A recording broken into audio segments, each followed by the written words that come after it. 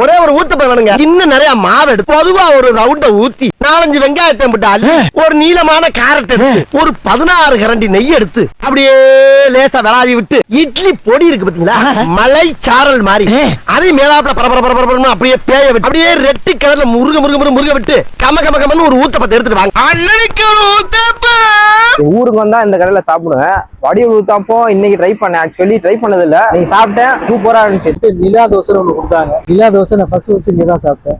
கரெக்டா ஒரு தோசை பிளஸ் நிலா தோசை சாப்பிட்டா வயிறு ஃபுல்லா. ஆம்புலன்ஸ் டிரைவர்களுக்கும் முன்னாள் ராணுவத்தினர் அவர்களுக்கும் வந்து இங்க ஃப்ரீயா சாப்பாடு பல பேர் வந்து சாப்பிட்றது நான் பார்த்திருக்கேன். நல்ல கடை, திருச்சியில ஒரு அருமையான கடை. திருமுருகன் இட்லி கடை நம்ம கடை 4 வருஷமா இயங்கிட்டு இருக்கேன். நம்ம கடை எங்கன்னு பாத்தீங்கன்னா காட்டூர் ரிலையன்ஸ் டிஜிட்டல் ஷோரூம் பக்கத்துல கணேஷ் நகர்ங்கிற ஒரு இடத்துல அமைஞ்சிருக்கேன். நம்ம கடையில வந்து வெரைட்டி தோசை கிட்டத்தட்ட ஒரு 50 வகை வெரைட்டி தோசை இருக்கு. பிளஸ் இட்லியில ஒரு 10 வகை இட்லி இருக்கு.